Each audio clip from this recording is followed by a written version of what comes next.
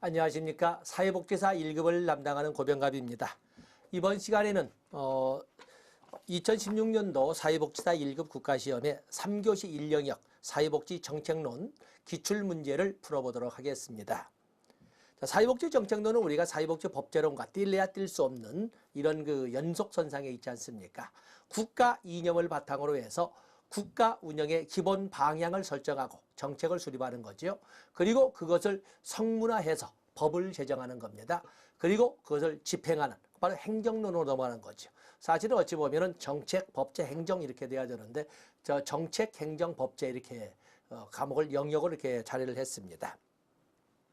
자, 첫 번째 문제를 보시면 사회복지 정책에 관한 설명으로 옳지 않은 것은 사회복지 정책에 대한 설명으로 옳지 않은 것.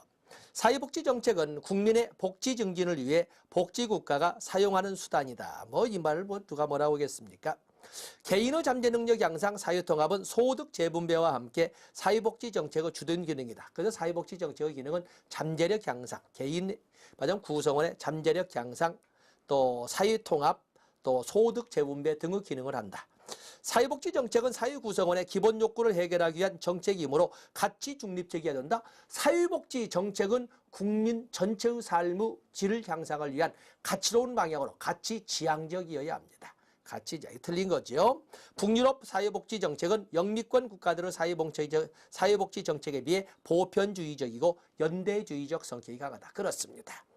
사회복지 정책을 통한 결과의 평등지향은 일부 사회 구성원의 소극적 자유를 침해하는 결과를 가져온다. 그래서 결과의 평등을 지향하게 되면 결과의 평등, 무조건 끝날 때에는 누구나 똑같이 가져갈 수 있게끔 해주자라는 이런 접근은 결국에 스스로의 삶을 이끌어가면서 간섭받지 않을 자유를 요구하는 가진 자들, 부자들의 이런 권익주구를 침해할 수가 있습니다. 답은 틀린 것은 답은 거기에 보면은 가치 중립적. 답은 3번이 되겠어요. 두 번째 문제를 보시면 다음에 그 사회복지 정책의 역사에 관한 설명으로 옳지 않은 것은 1883년 독일의 질병보험은 세계 최초의 사회보험이다. 그렇죠. 세계 최초의 사회보험이자 세계 최초의 사회보장의 의미를 인정받습니다. 우리나라의 건강보험과 국민연금 중 적용 범위가 농어민까지 먼저 확대된 것은 국민연금이다. 자, 우리가 보면 국민연금의 연역은 73-8688-9808 1973년에 국민복지연금법이라고 하는 법이 제정된 적이 있었다. 그러나 시행령이나 시행규칙이 없어서 그냥 법만 제정되었던 적이 있었다. 73년입니다. 86년도에 국민복지연금법이 폐지되고 국민연금법이 제정되고 88년도에 시행됩니다. 그리고 98년도 개정을 통하여 전국민 연금시대의 조항이 들어가서 99년도 시행되는 겁니다. 그리고 2008년도에 88년도에 시행된 지 20년이 넘음으로써 기본연금액 100%의 부양가족연금액을 가산해서 연금급여를 받는 지금은 이제 법률 조항이 없어서 완전 노령 연금 수급자가 발생했다 해서 2008년도도 넣었습니다. 738688 그리고 전국민 연금시대 9808 이렇게 해봤습니다. 그러나 건강보험의 전국민 의료보험 시대로 본다면 이 의료보험과 건강보험의 역사는 이렇게 쓰지 않습니까? 63, 77, 89, 63년도에 의료보험법이 제정이 되고 그리고 77년도에 의료보험이 실시되고 그리고 89년도에 전국민 의보시대가 개창이 됩니다. 그렇기 때문에 저희 농민들까지 확대 전국민 의료보험 시대는 1989년, 전국민 연금 시대는 1998년, 99년이 되겠습니다. 때문에 2번은 틀린 거죠. 1980년대 미국에서는 의료부조, 요보호, 아동가족부조 등 공공부조 급여 수준이 삭감되었다. 그렇죠. 복지국가 위기를 극복하고자 하는 그런 노력으로 네이거노믹스, 신연방주의가 도입되면서 복지 예산 삭감이 있고 그 구체적인 것으로 의료부조, 메디케이드나 AFDC라는 요보 아동가족 부조와 같은 것이 줄어들어서 한시적 부조로 그래서 탐프라고 하는 5년 상한선언하는 한시적 부조로 바뀌어감으로써 예산 정책이 싸나워졌다. 이렇게 표현했습니다. 우리나라 최저임금제도는 국민연금법과 똑같이 1986년도에 제정되고 1985년부터 시행되었습니다.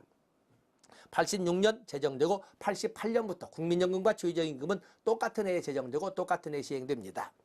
영국 베버리지 보고서는 아동수당, 포괄적 의료 서비스뿐만 아니라 완전 고용도 강조했다. 그렇죠? 사회보장 양대 프로그램인 사회보험, 공공부조를 성공리에 이끌어가기 위해서 3대 전제 조건으로 완전 고용, 아동수당, 그리고 그냥 의료 서비스가 아니라 포괄적 의료 서비스를 3대 전제 조건으로 포함을 시켰습니다. 그래서 보통 사회보장 5대 프로그램이라고 이렇게 노트 정리를 합니다.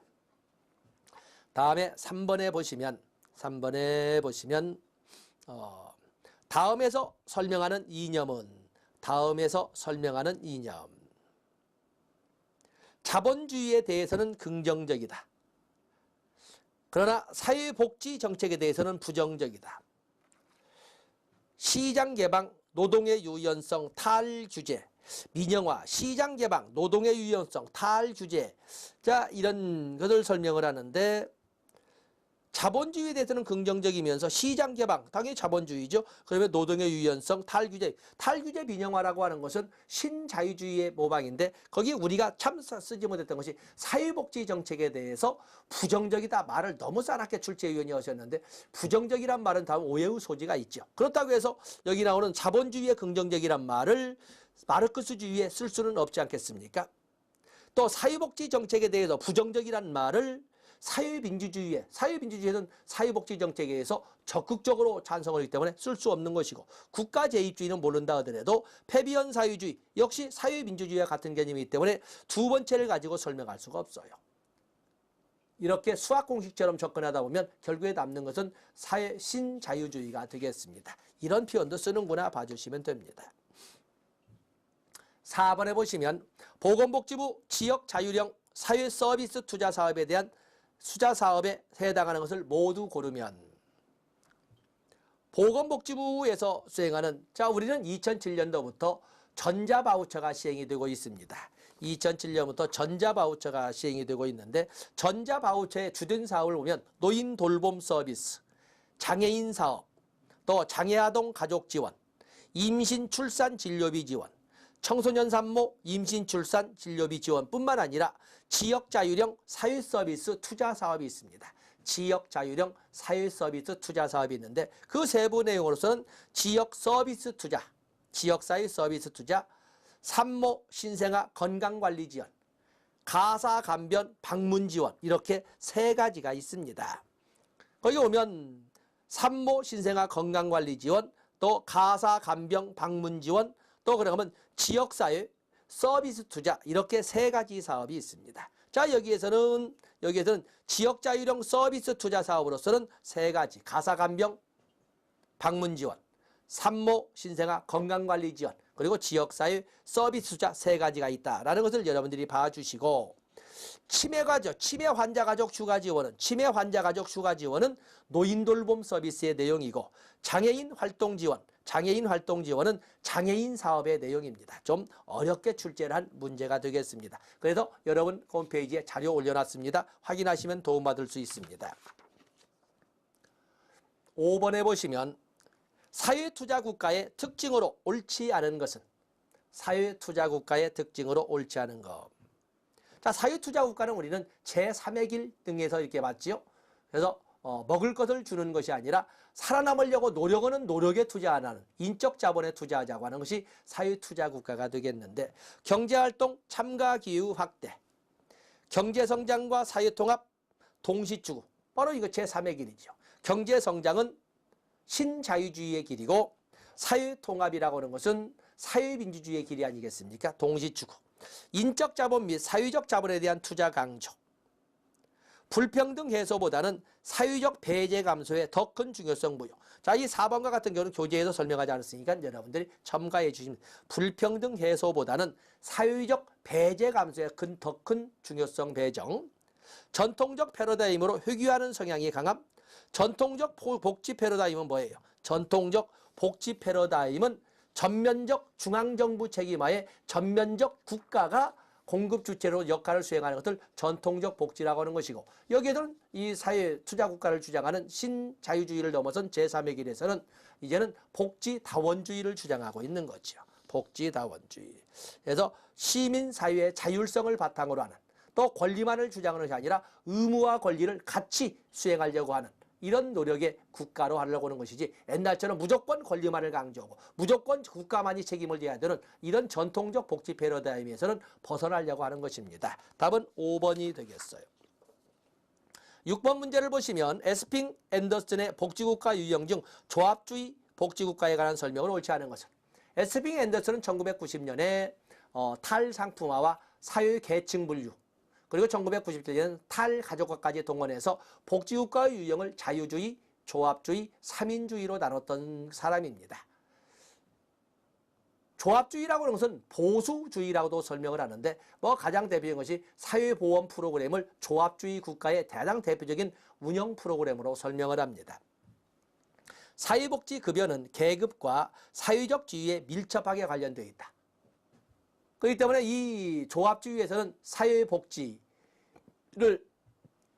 시장기구에 대한 기여도에 따라 사회복지급여를 차등 지급하도록 함으로써 기존의 계급이나 기존의 사회적 지위가 노년이 되어서도 그대로 유지될 수 있도록 국가가 도와주는 거나 개입하는 것을 사회복지라고 한다 하는 것이 바로 조합주의, 보수주의가 되겠고, 이와 유사하게 설명하는 것이 티트머스의 업적 수행 모델이나 또는 산업적 성취 수행 모델이라고 그랬습니다.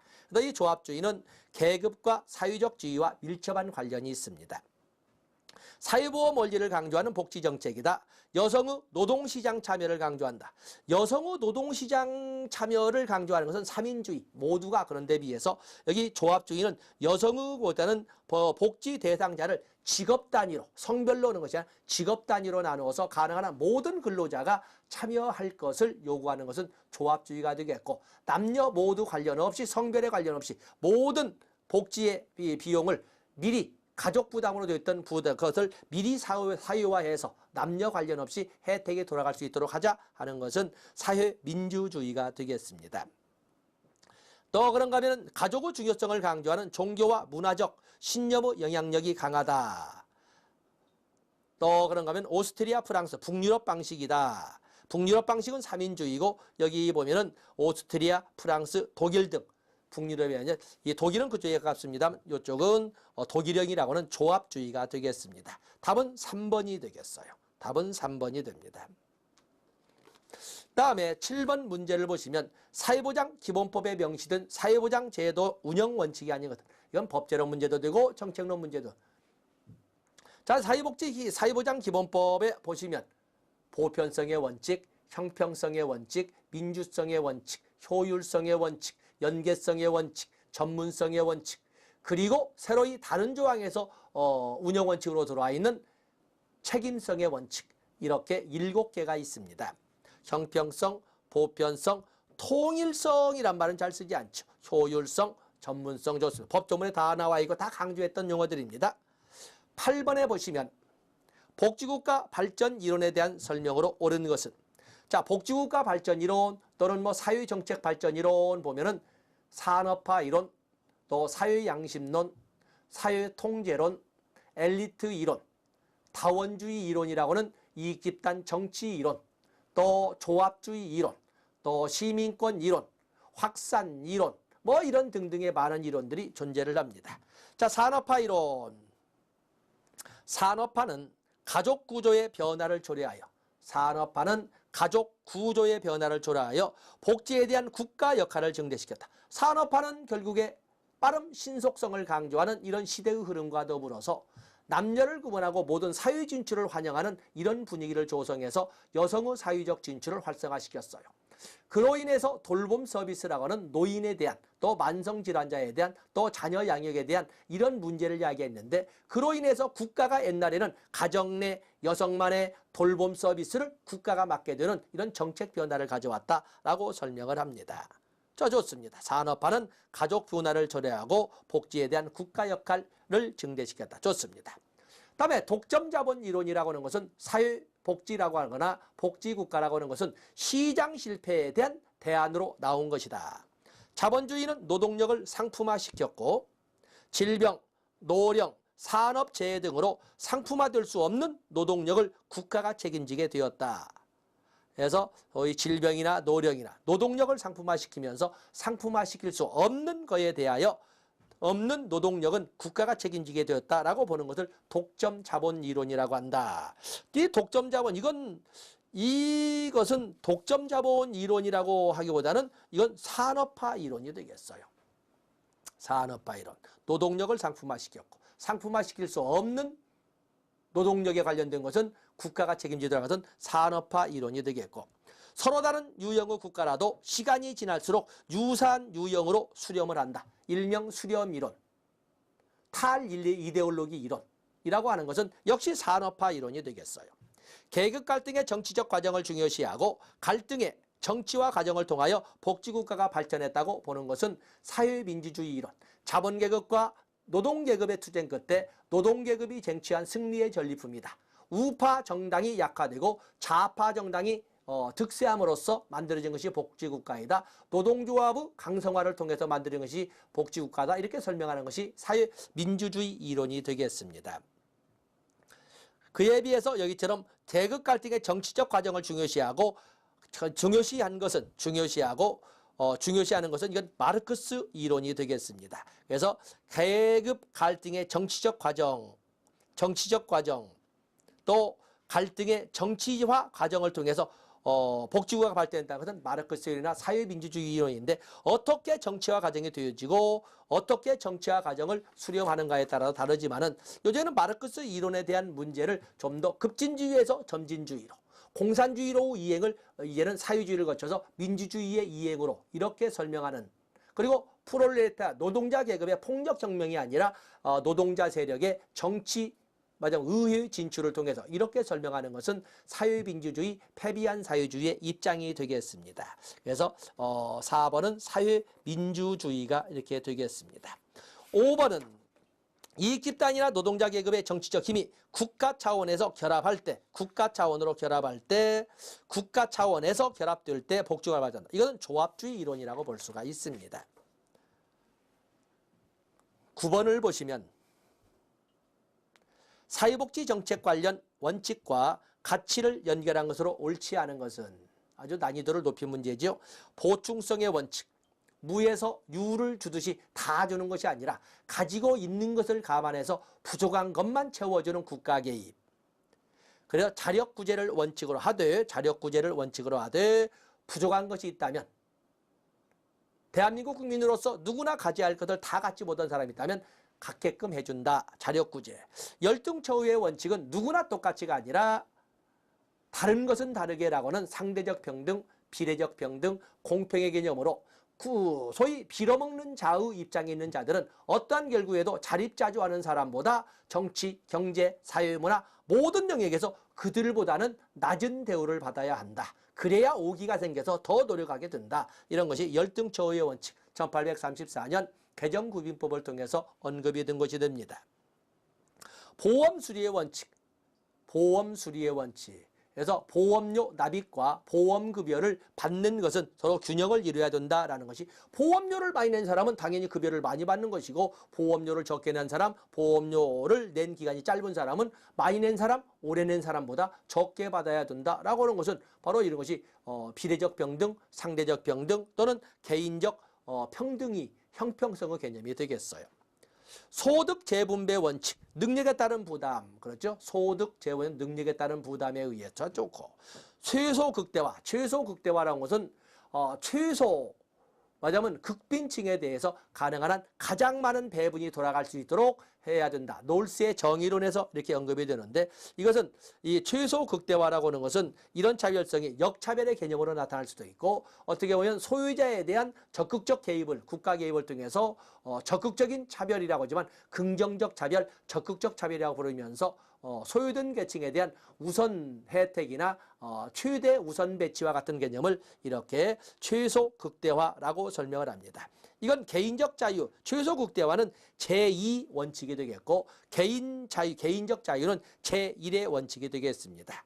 개인적 자유. 그래서 롤스의 정의론에 보면은 제1의 원칙은 자연적 자유와 평등의 원칙으로 하되 각자가 알아서 하는 걸로 하되 그리고도 제2의 원칙은 그러고도 안 된다면 그것이 현실화되지 못해서 아주 어려운 극단의 절망층에 극단의 극빈층에 있는 사람이 있다면 그들에게 가능한 한 최대의 가장 많은 혜택이나 대우를 해줌으로써 최대한 평등으로 되돌려 놓을 수 있도록 해야 된다 하는 그 원칙을, 그래서 기회균등의 원칙으로 하되 최소 수혜자에게 최대 수혜가 돌아갈 수 있도록 해줘야 된다는 제2의 원칙, 바로 맥시민 원칙을 제시한 것이 바로 이것이 되겠어요. 그래서 이것은 개인적 자유의 원칙이 아니라 차등 조정의 원칙이 되겠습니다. 답은 5번이 됩니다.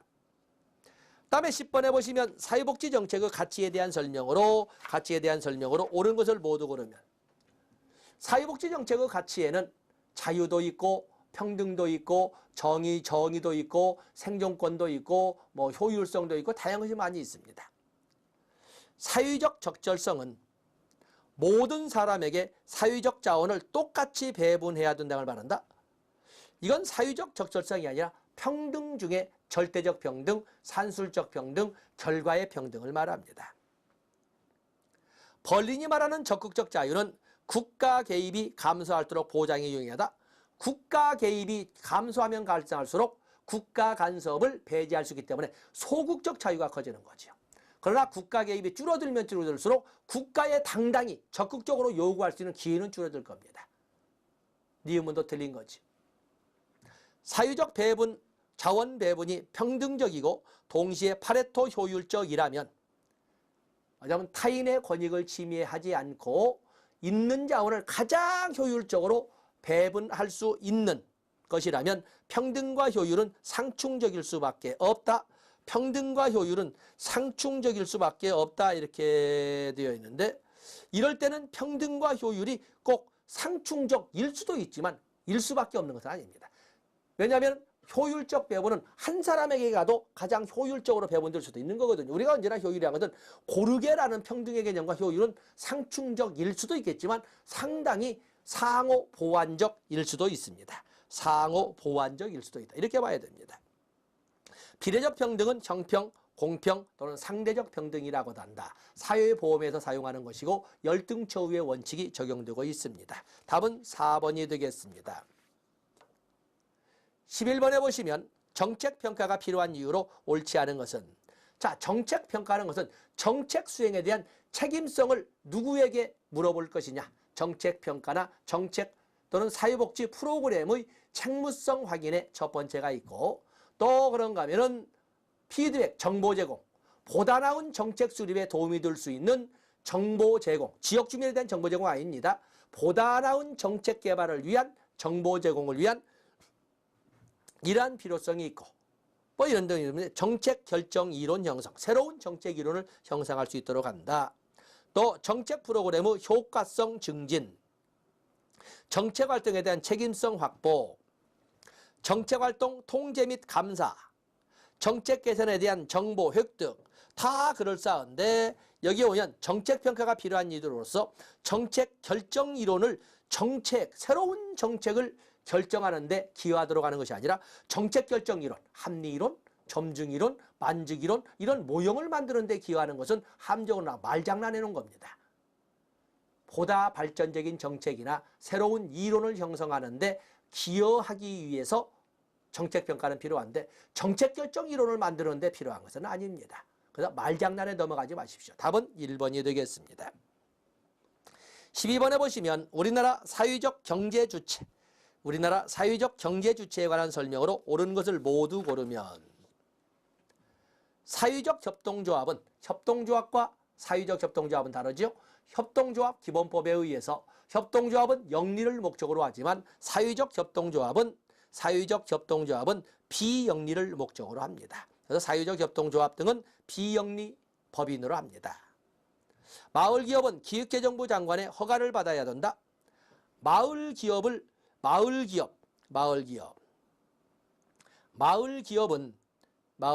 뭐냐면 이것은 기획재정부 장관의 허가를 얻는 것이 아니라 이것은 시군의 심사와 시도 심사, 2차 심사죠. 2차 심사를 거쳐서 시군구의 1차 심사와 시도의 2차 심사를 거쳐서 행자부에서 최종 심사로 확정을 합니다. 행정자치부에서 최종 심사로 확정한다. 이것도 틀린 거죠.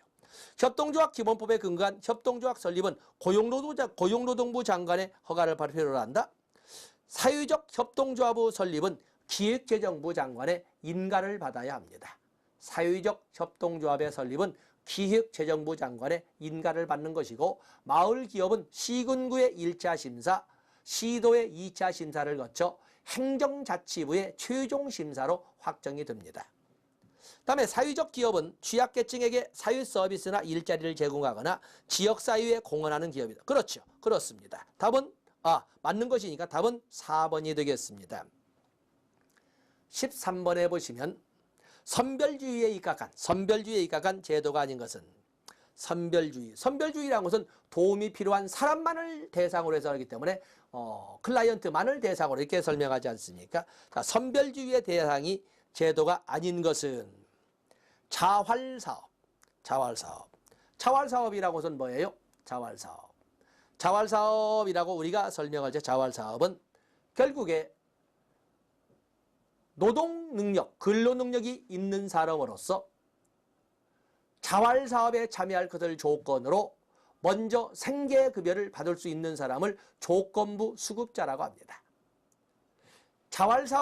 자활사업이라고 하는 것은 바로 이 자활사업은 조건부 수급자라고 하는 근로능력자, 국민연금공단에서 근로능력이 있는지 없는지의 심사를 받아서 근로능력이 있다고 인정된 18세 이상 64세 이하의 국민을 대상으로 해서 시행이 되는데, 그 선정 과정이 있죠. 국민연금공단에서 근로능력이 있는지 없는지 선정 과정. 바로 이것은 선별주의에 입각하고 있는 거예요. 그에 비해서 누리과정이라고 하는 것은 3살에서 5살의 어린이가 유치원이나 어린이집에 다니면서 교육과 보육의 혜택을 평등하게 받을 수 있도록 무조건 3살에서 5살의 자녀를 가진 가정에 대해서는 누구에게나 똑같이 주는, 이건 전면 사회수당의 개념으로서 존재하는 걸로서 이것은 보편주의의 대표적인 것이 되겠습니다. 다음에 기초연금 자산조사를 통해서 하는 것이고, 의료급여 자산조사가 있는 것이고, 장애인연금 자산조사가 있는 선별주의가 되겠습니다. 좋습니다. 14번으로 넘어가 보시면 사회복지정책의 할당 원칙에 관한 설명으로 옳지 않은 것은, 자, 사회복지정책의 할당 기준은 뭐 다양한 것이 많겠지만 우리가 일반적으로 볼 때는 귀속적 욕구, 보상, 진단, 자산조사를 가지고 이렇게 설명을 합니다. 귀속적 욕구라고 하는 것은 일정 조건 구비자라면 누구나 다 대상자로 선정해야 되는 대상자 선정 기준, 규범적, 범주적 할당 기준입니다.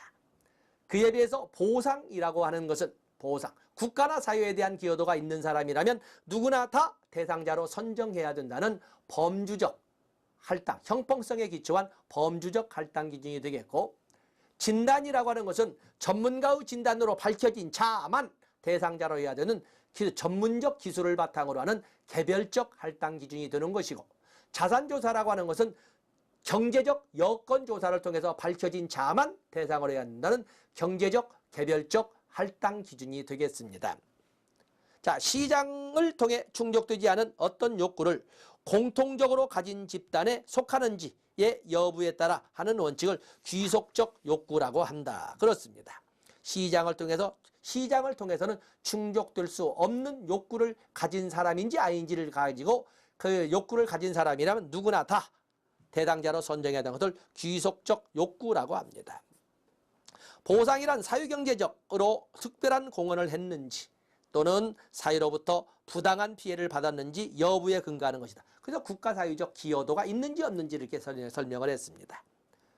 진단적 구분이란 개별 사례에 대해 전문가가 어떤 재화 또는 서비스를 특별히 필요하는지를 전문가가 판단하는 것이다. 기술적, 개별적 할당 기준이다. 역량은 보유하고 있거나 동원 가능한 자원의 종류와 양에 근거하여 대상 여부를 판단하는 것이다. 사회복지정책 할당 기준에는 역량은 하고 있지 않지만, 역량이라고 하는 사실은 근로능력의 보유 여부를 말합니다. 근로능력의 보유 여부. 이 근로능력의 보유, 여기 있는 것처럼 보유하고 있거나 동원 가능한 자원의 종류나 양이 무엇이냐를 가지고 대상 여부를 판단하는 것은 역량이라기보다는 자산조사라고 보아야 합니다. 자산조사. 자산조사는 필요한 재화나 서비스를 구입할 능력이 없음을 나타내는 증거에 기초한다. 좋습니다. 4번은 역량, 카파빌리티라기보다는 이것은 자산조사라고 봐야 됩니다. 답은 4번이 되겠습니다. 15번에 보시면 사회복지정책의 급여 형태 중 기회에 대한 설명으로 옳은 것은 수급자가 직접 급여에 대한 결정이나 그에 관련된 정책 결정에 참여한다. 수급자가 직접 급여에 대한 결정, 잡아자면 급여에 대한 결정이나 그에 대한 정책 결정에 참여할 수 있는 것은 이것은 권력이라고 합니다. 목표효율성이 가장 높은, 목표효율성, 대상효율성, 정책효율성이 가장 높은 것은 현물급여가 되겠습니다. 빈곤층 자녀의 대학 입학 정원할 땅이나 장애인 의무교육제와 같은 것은 주어질 수 없는 그리고 보유할 수 없는 기회를 국가가 개입해서 기회를 가질 수 있도록 하는 기회가 되겠습니다.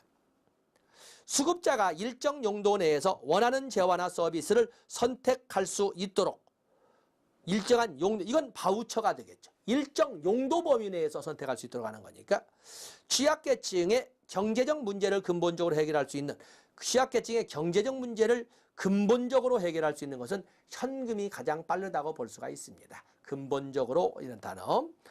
그래서 여기 기회는 답은 3번이 되겠습니다. 보통 교육이나 고용의 영역에서 사용되는 것이 바로 이게 되겠습니다. 다음에 16번 보세요. 16번에 보시면 우리나라 사회복지재원에 대한 설명으로 옳은 것은 사회보장에 주된 재원은 사회보장세이다. 사회보장의 재원에는 공공재원과 민간재원이 있는데 민간재원에는 공공재원에는 일반조세, 사회보장성 조세, 조세 이전 또는 조세 비용이 조세 지출이 있습니다. 뭐 민간재원 좋고 그중에 주된 재원이라고 사회복지재원의 주된 재원은 사회보장성 조세인 사회보험료라고 설명을 합니다. 자, 그런데 문제가 있습니다. 우리가 보면 사회보장의 주된 재원은 그렇게 말할 때 지금 어느 누구도 질문을 하지 않습니다. 제가 말하는 것은 사회보험의 주된 재원이 공공재원 중에 사회보장성 조세라는 것이지 사회보장의 주된 재원이 사회보장세라는 것은 아닙니다. 그래서 사회복지재원의 설명으로 옳은 거 사회보장의 주된 재원은 조세입니다. 조세. 그중에 사회보장의 제도 중에 사회보험의 주된 재원을 사회보장성 조세, 사회보험료라고 하는 겁니다. 아주 난이도가 높게 함정을 받습니다. 국민연금기금은 특별휴게에 해당하는 예산이다. 국민연금은 특별휴게에 우리가 중앙정부 재정을 보면 중앙정부 재정에는 일반 예산과 특별 예산과 기금 이렇게 세 가지가 있습니다. 국민연금기금은 일반 예산도 특별 예산도 아닌 기금에 해당, 국민연금 기금에 해당이 됩니다. 그래서 이건 틀린 거죠. 공공보조 시행에 필요한 모든 비용은 중앙정부가 부담한다. 우리가 국민기초생활보장제도를 보더라도 또 기초연금의 재원 조달의 규정을 보더라도 국세 부문으로 지원하는 것은 40에서 90%고 나머지를 가지고 시도와 시군구가 분담하도록 되어 있습니다. 틀린 거죠. 국고보조금은 중앙정부 각 부처가 지방자치단체에 지원하는 재원이다. 국고보조, 전 닫아보시고 일반회계에서는 기금에 비해 운용 후 신축성은 높으나 재원의 제한의 범위가 높다. 일반회계 예산은 기금에 비해서 일반회계 예산은 전국민을 대상, 일반회계 예산은 전국민, 전국을 대상으로 하기 때문에 그 재원의 범위는 넓지만 그 재원의 범위는 아주 넓지만 운용의 신축성은 없습니다. 이미 정해진 전년도 예산안이 국회를 통과하고 그리고 예산으로 확정되면 확정된 대로 운영하죠. 물론 예외로서 예비비도 책정해 놓고 또 그런가 하면 추가 경정 예산도 편성하게 되고 하겠지만 그러나 거의 정형화된 확정된 예산에 의해서 운영되어야 하는 경직성을 가지고 있습니다. 그러나 기금은 이런 일반 회계 예산과는 달리 운용의 신축성이 어느 정도 보장된 것을 말하고 기금은 그 운용 목적 범위 내에서 운영되거든요. 이건 틀린 거죠. 옳은 것은 옳은 것은 4번이 되겠습니다. 국고보조금을 우리가 가지고 설명하기는 그렇지만 국고보조금은 국고에도 지출되는 보조금으로 국가가 추진하는 정책, 각 중앙부서별로 있지요. 그것을 장려하기 위해서 그 재원의 일부를 국가에서 지방자치단체에 교부하는 것을 말합니다. 답은 4번이 되겠습니다.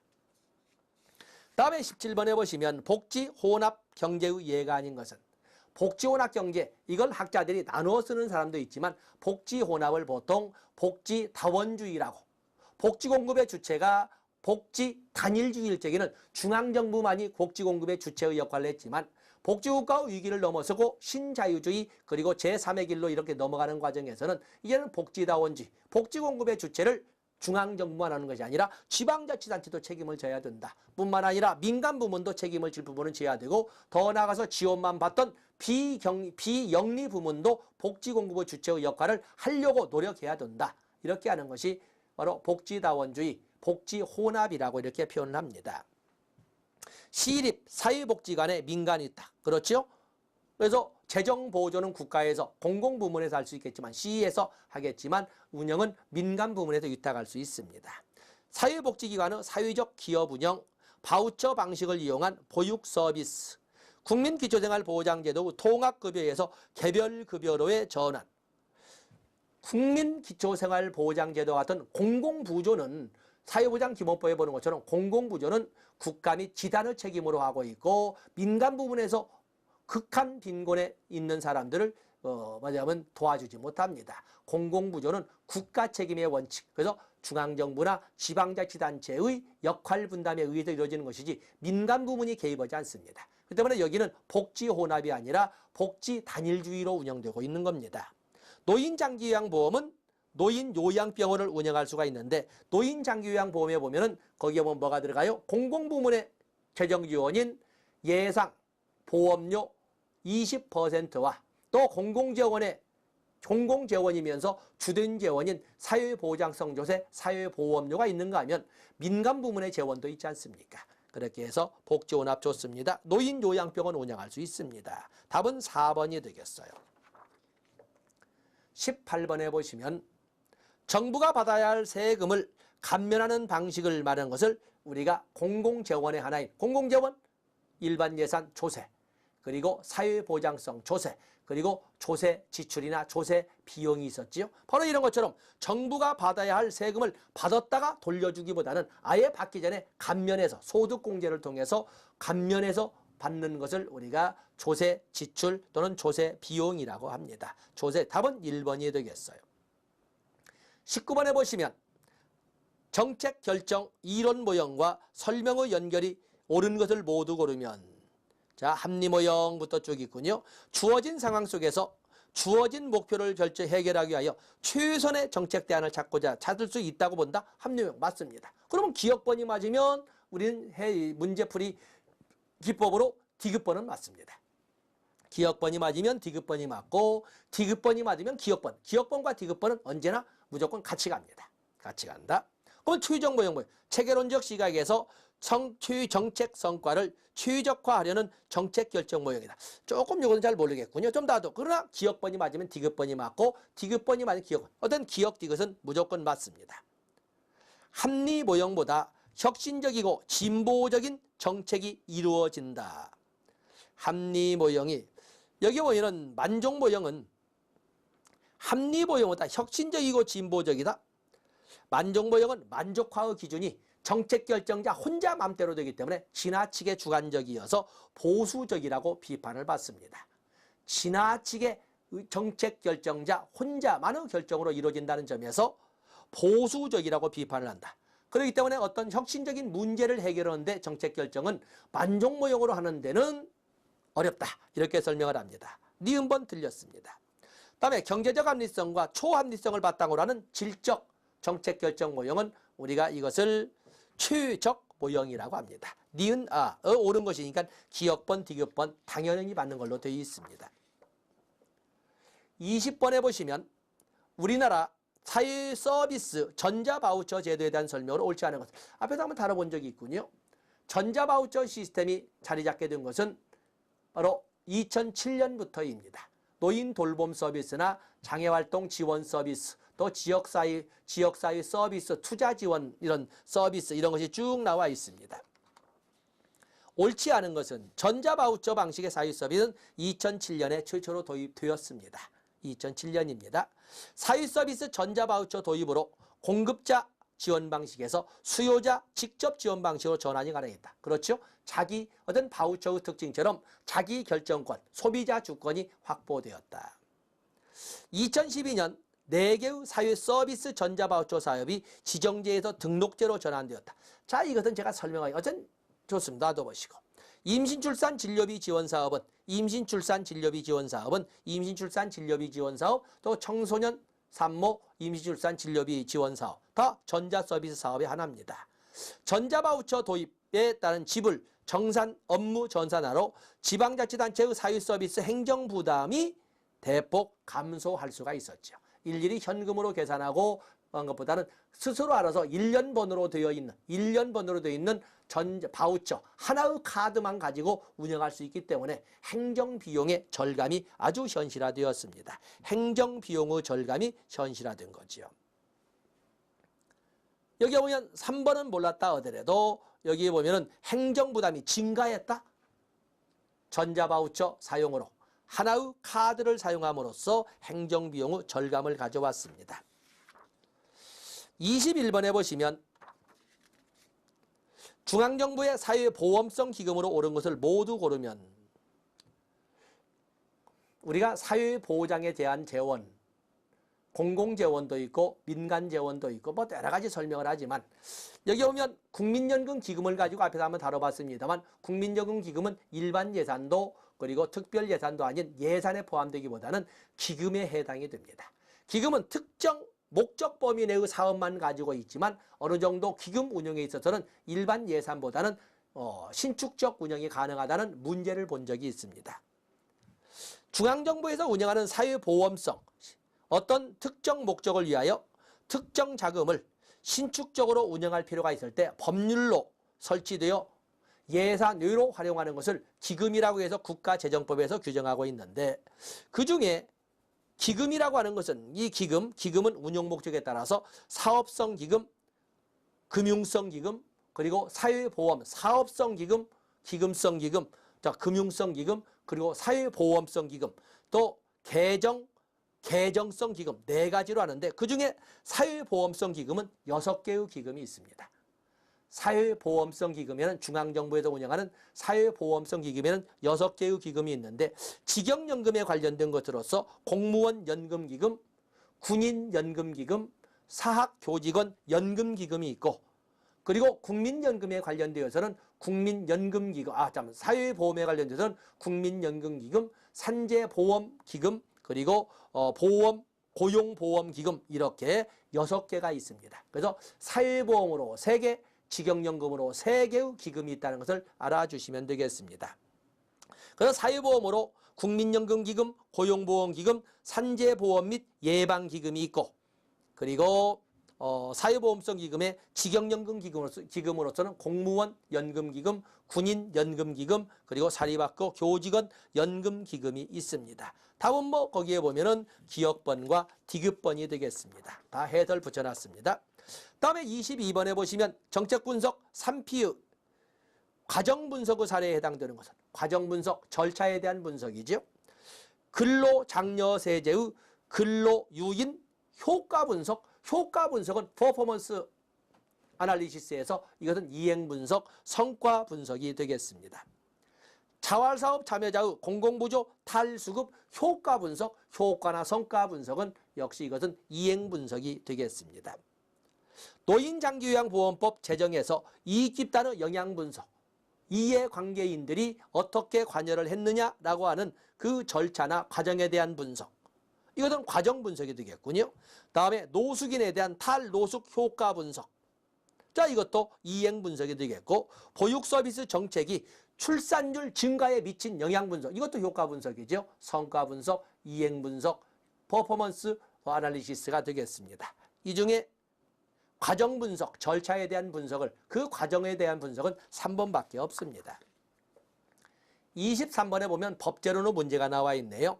사회보장기본법상 사회보장에 대한 설명으로 옳지 않은 것은 사회보장이란 사회보험, 공공부조, 사회서비스를 말한다. 국가나 지자는 사회보장에 관한 책임과 역할을 합리적으로 분담하되 사회보험은 국가의 책임으로, 공공부조와 사회서비스는 국가 및 지방자치단체의 책임으로 행함을 원칙으로 한다. 이렇게 되어 있습니다.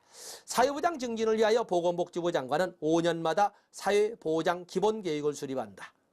지단장은 사회보장 제도를 신설하거나 변경할 경우 보건복지부 장관과 협의하며 협의가 이루어지지 않을 경우 사회보장위원회가 조정한다. 4번과 같은 경우는 조문들을 제가 잘 다루지 않아서 한번 봐주시고, 공공부조는 국가의 책임으로, 자, 틀린 거지요. 사회보험은 국가의 책임으로, 공공부조 및 사회서비스는 국가 및 지단의 책임을 행함을 원칙으로 합니다. 그래서 법조문 사회보장기본법 그 확인을 하시면 됩니다. 답은 5번이 되겠어요. 24번에 보시면 우리나라 국민기초생활보장제도에 대한 설명으로 옳은 것은 교육급여는 교육부가 담당하고 자활급여는 고용노동부가 담당을 한다. 자, 여기 보면 교육급여는 교육부 장관의 소관으로 합니다. 그에 비해서 자활급여는 공공기관이나 비영리법인 또는 시설, 그 밖에 대통령령으로 정하는 기관에 위탁하여 실시할 수가 있습니다. 단 그 비용을 보장기관이 될 뿐이지요. 그래서 고용노동부가 담당하는 것은 아닙니다.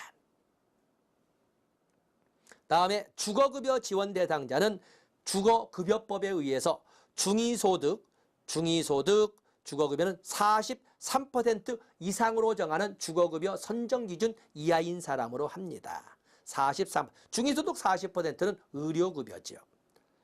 2014년 12월 국민기초생활보장법 개정 이후 부양의무자 기준이 법 개정 이전보다 강화되었다. 법 개정 이전보다 강화되었다.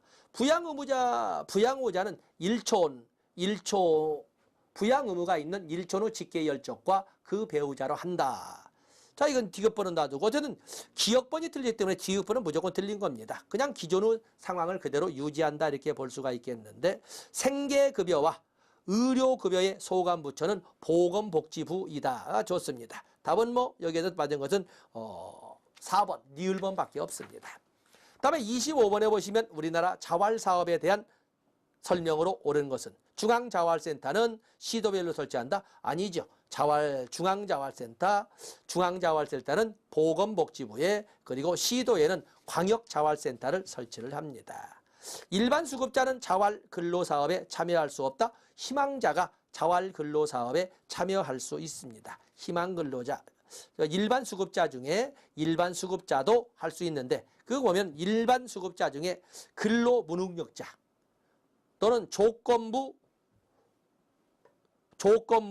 제휴자 또는 의료급여, 교육급여, 주거급여 수급자는 일반 수급자도 개입할 수, 하자면 여기에 자활사업에 참여할 수 있습니다. 다음에 자활사업 참여자에게는 자활장려금이 지급된다. 자활장려금은 폐지되었습니다. 자활장려금은 2016년도에 자활장려금은 폐지되고 자활장려금은 그냥 근로장려금 EITC로 거기에 포함이 되었습니다. 이것도 틀린 거고. 광역자활센터 주의거든 광역자활센터의 운영주체는 지방자치단체이다. 자, 거기 보시면 보장기관은 수급자, 차상위자의 자활촉진에 필요한 사업을 수행하기 위하여 사회복지법인, 사회적 협동조합 등 비영리 법인과 단체를 법인 등의 신청을 받아 특별시, 광역시, 특별자치시, 도, 특별자치도, 시도 단위로 광역자활센터를 지정할 수 있다. 광역자활센터를 지정할 수는 있으나 이것을 운영주체라고 하는 데는 한계가 있습니다. 놔둬보시고. 희망키움동장은 일하는 기초수급자를 위한 자산형성지원사업이다. 답은 5번이 되겠어요. 광역자활지원센터는 보장기관이 지정을 하지만 운영주체는 바로 법인 등의 신청을 받아서 지정을 해주고, 운영주체는 바로 비사회복지법인이나 사회적 협동조합 등의 비영리법인이나 단체 등 그들이 운영주체가 되겠습니다. 보장기관인 이 시도, 지사와 같은 보장기관은 지정 역할만 할 뿐입니다. 함정이 4번에 있었군요. 1번은 완전히 틀린 것이고 함정은 4번에 있고 답은 5번이 되겠습니다. 해설 참조하시고 이렇게 해서 우리는 3교시 1영역에서 사회복지 정책론에 이번에는 좀 난이도가 좀 심하게 나왔던 문제를 봤습니다. 다음 시간에 2영역 사회복지 행정론으로 넘어가도록 하겠습니다. 고맙습니다.